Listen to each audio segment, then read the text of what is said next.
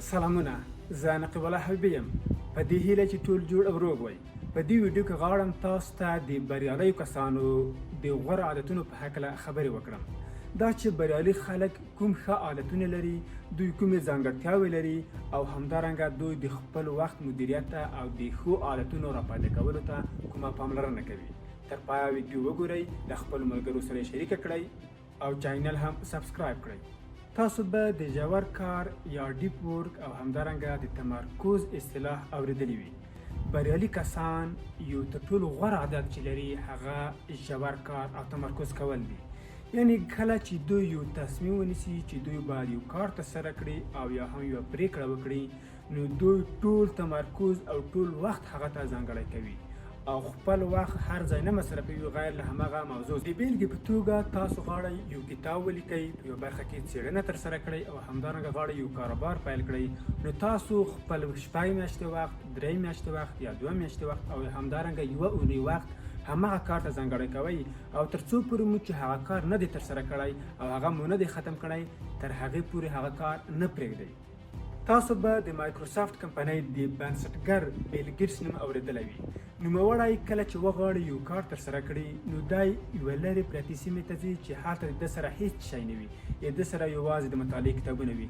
ده ته نوې مفکورې عموما په همغه ځای کې پیدا کېږي او ده چې کوم کارونه ترسره کړي دي دی خپله وایي چې د ژور کار نتیجه ده.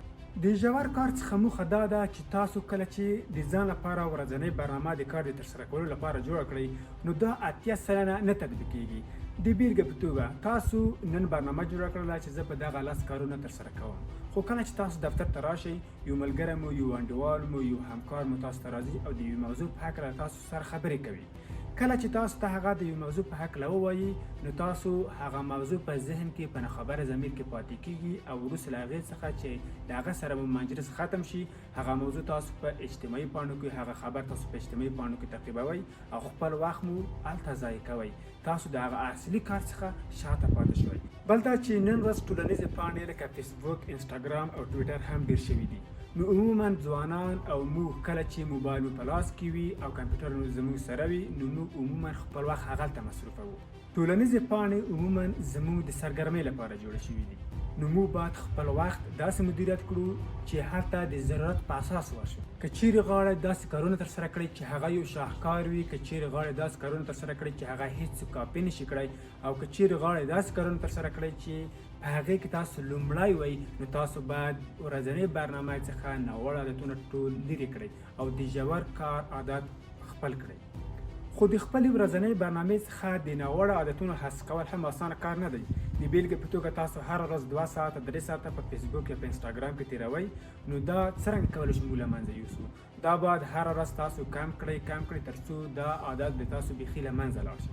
او هر کله چې تاسو ټولنیزو پاڼو ته او یا هم انټرنیټ ته داخلیږئ، نو د ځان څخه باید دا پوښتنه وکړئ چې زه له انټرنیټ څخه او همدارنګه له ټولنیزو پاڼو څخه دومره ارزښت بیرته ترلاسه کوم کوم وخت چې زه هلته مصرفوم.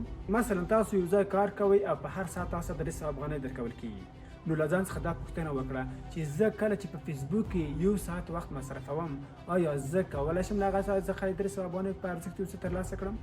نو تاسو د ارادې له قوت څخه ګټه واخلئ او قوي اراده وکړئ چې زه به وروسته له دې څخه هر ځای خپل وخت نه مصرفوم، وروسته له دې څخه به زه په ټولنیزو پاڼو کې ډېر وخت نه تېروم او زه به په خپل کار باندې ژور کار کوم.